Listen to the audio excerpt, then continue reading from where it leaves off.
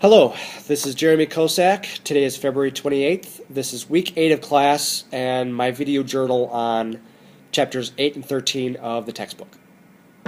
First up is social learning theory, which is something I really believe in, the theory of how we learn from others. I've always learned the best by watching other people do things. I've always learned the best when other people have showed me how to do things. Whether it's something like tying my shoes, behavior, good manners, bad manners, or even how to solve a math problem. So I guess it really makes perfect sense that I plan on using these methods of modeling, observational learning, and all these things under social learning theory the most when I'm a math teacher. Modeling is something I really learned and really got to use a lot of when I was doing my observation project last semester. I got to help my supervising teacher show her students how to deliver speeches. And in that experience, we took some of the kids aside and showed them when to gesture, when to look up, and she really drove home the behaviors that she wanted the kids to imitate. And really, young children learn a great deal through observation and imitation. Behaviors of a model that are reinforced are more likely to be imitated. Observational learning thus involves both an acquisition stage, which was the stage when we were showing them how to deliver speeches, and a performance stage, which was when they actually delivered the speeches successfully, and they did. Additional shaping and prompting of the behavior may be necessary before it's performed well. This is something that takes a lot of practice, especially when it comes to something like math problems or giving speeches or doing a project, whatever.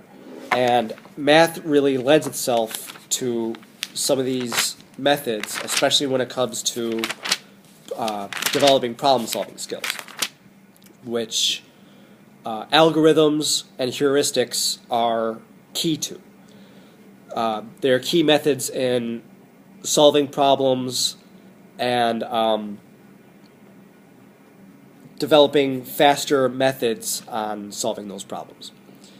So I plan on using a lot of forward thinking as well as working backwards when it comes to solving math problems. I plan on doing a lot of using those methods to get kids to think outside the box and get kids to use those skills outside of the classroom and solve complex problems. Simple problems, doesn't matter. The acronym IDEAL here is perfect when it comes to what I want to do. Identifying problems, defining goals, exploring solutions, anticipating, and looking back.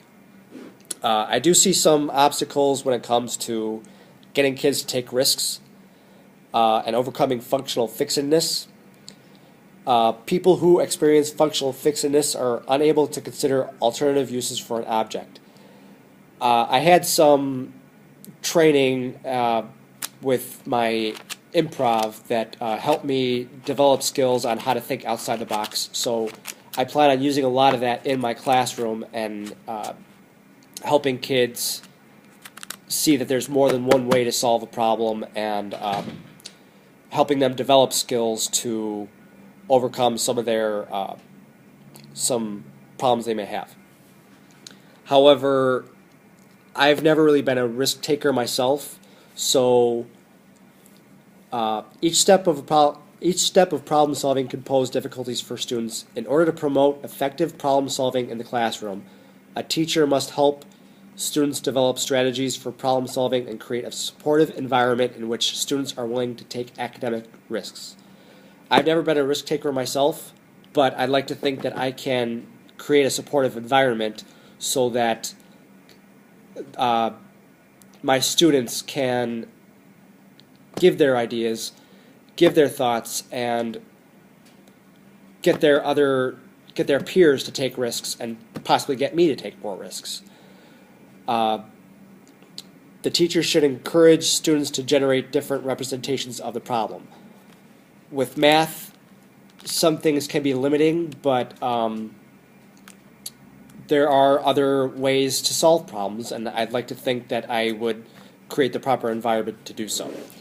The thing, though, that I need to understand is that students these days are a lot more diverse, classrooms are more diverse, and I never really had that in school. I never really had a diverse environment.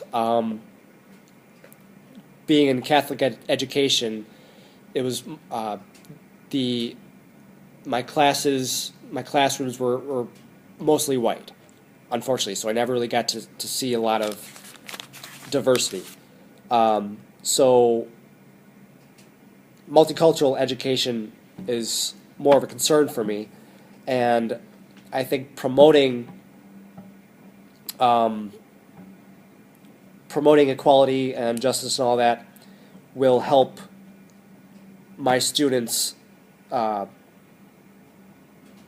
to take on different problems in their environment.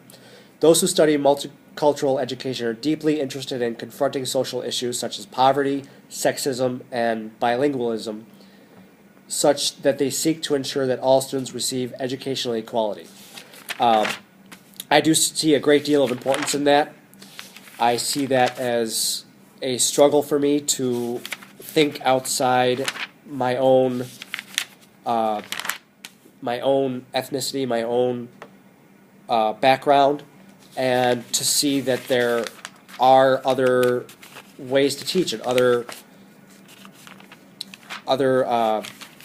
ways to apply my lessons so that people of different cultures and other backgrounds can learn in different ways and hopefully promote a better learning experience for their peers and other people in the future. This has been my video journal for chapters 8 and 13.